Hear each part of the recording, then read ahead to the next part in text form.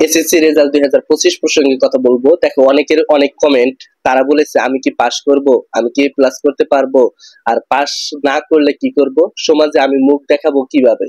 অর্থাৎ বন্ধু বান্ধব আছে, এত বন্ধু বান্ধব তারা প্রশ্ন করেছে যে তোমাদের রেজাল্ট কবে।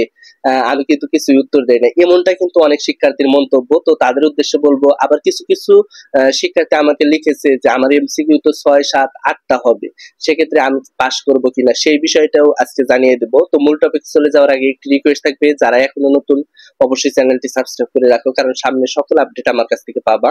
তো শুরু করা যাক। দেখো আমি কি পাস করব, আমি কি এ প্লাস করব, দেখো এইটা কিন্তু সম্পূর্ণ তোমার উপর ডিপেন্ড করবে। অর্থাৎ তুমি পরীক্ষা কেমন দিয়েছিলা, কেমন করেছো, সেখানে সেট কোড বা সেখানে রোল নাম্বার রেজিস্ট্রেশন নাম্বার লিখেছো কিনা, এটা কিন্তু তোমাদের মধ্যে একটা দ্বিধাদ্বন্দ্ব কাজ করে। অর্থাৎ roll number registration number plus set code এইটা বিষয়টা লিখলেও তারপরেও দ্বিধা কাজ করে যে আমি হয়তো বা লিখি নাই এইরকম, কিন্তু সবাই কিন্তু লিখেছো, লেখো নাই যে মনটা নয়, লিখেছো।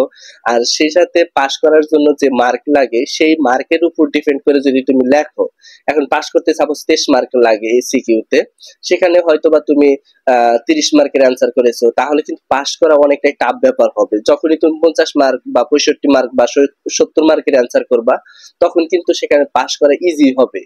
তো অনেক শিক্ষার্থী কি করেছে, খাতায় একদম ফাঁকা রেখেছে।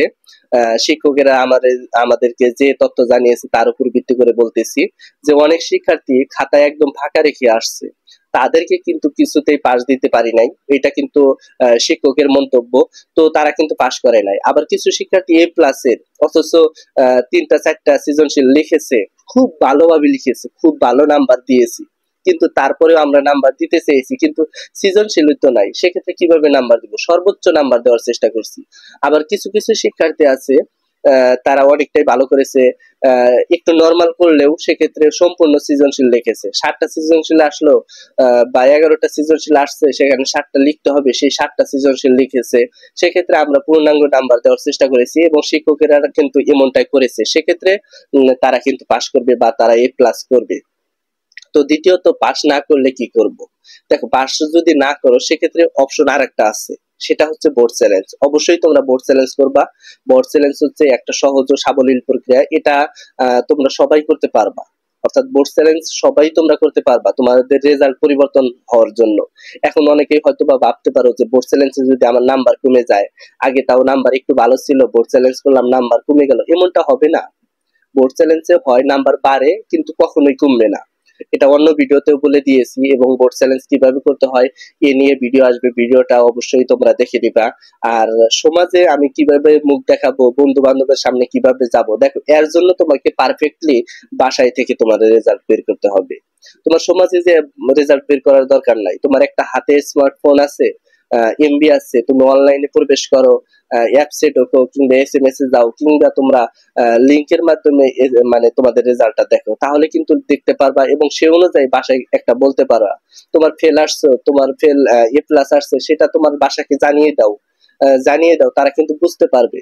তারা যে পাষাণ হৃদয় এমনটা নয়। অনেকেই হয়তো বা ভাবতেছো যে আমার পরিবার বলছে যে রেজাল্টে যদি না পাস করতে পারি সেক্ষেত্রে অনেক কিছু করবে, এমনটাই কিন্তু অনেকেই ভাবতেছো। কিন্তু পরিবার যখনই দেখবে যে আমার ছেলেটা আবার মেয়েটা ফেল করেছে, তখন কিন্তু পরিবার তারা কিছুই বলবে না, তারা তোমাকে বরং সান্ত্বনা দেওয়ার চেষ্টা করবে। তুমি আমার কথার সাথে মিল রাখো। এই ক্ষেত্রে কিন্তু কিছু কিছু পরীক্ষার ক্ষেত্রে কিন্তু আমারও এমনটা হয়েছে, আমিও ভুগেছি, কিন্তু পরবর্তীতে পরিবার কিন্তু সান্ত্বনা দিয়েছে। সব পরীক্ষাতেই ফেল করেছি এমনটা নয়, আমি কিন্তু এসএসসি এইচএসসি সব উত্তীর্ণ হয়েছি তোমাদের দোয়ায়, এবং সে অনুযায়ী কিন্তু ভার্সিটি লেভেলে উত্তীর্ণ হয়েছি। আমার জন্য তোমরা অবশ্যই দোয়া করবা। সেই সাথে তোমাদের জন্য শুভকামনা রইল, তোমরা যেন এসএসসি পরীক্ষায় ভালো রেজাল্ট করতে পারো, সমাজে যেন মুখ দেখাইতে পারো, বা যারা ফেল করবা অবশ্যই তারা চেষ্টা করবা যে পরবর্তীতে ভালো হওয়ার জন্য। একজন শিক্ষার্থী ফেল করলো, ফেল না করলে কিন্তু ফেলের মর্ম বোঝা যায় না। এখন তুমি হয়তো বা ভাবতেছো যে আমি ফেল করলাম, যার কারণে আমি সমাজে মুখ দেখাবো না, আমি পরিবারকে মুখ দেখাবো না, এমনটা নয়। পাস ফেল হচ্ছে তোমাদের জন্যই। তোমাকে নিয়ে কেউ সমালোচনা করুক, করুক, সমস্যা নাই। যে মনে করো যে ভালো পথে যাওয়ার চিন্তা ভাবনা, সে তাকে নিয়ে কিন্তু মানুষ বেশি সমালোচনা করে। তো এই ছিল আজকের ভিডিওটা। সামনে কোন আপডেট চাও অবশ্যই কমেন্ট বক্সে জানাবা। ধন্যবাদ সবাইকে, আসসালামু আলাইকুম।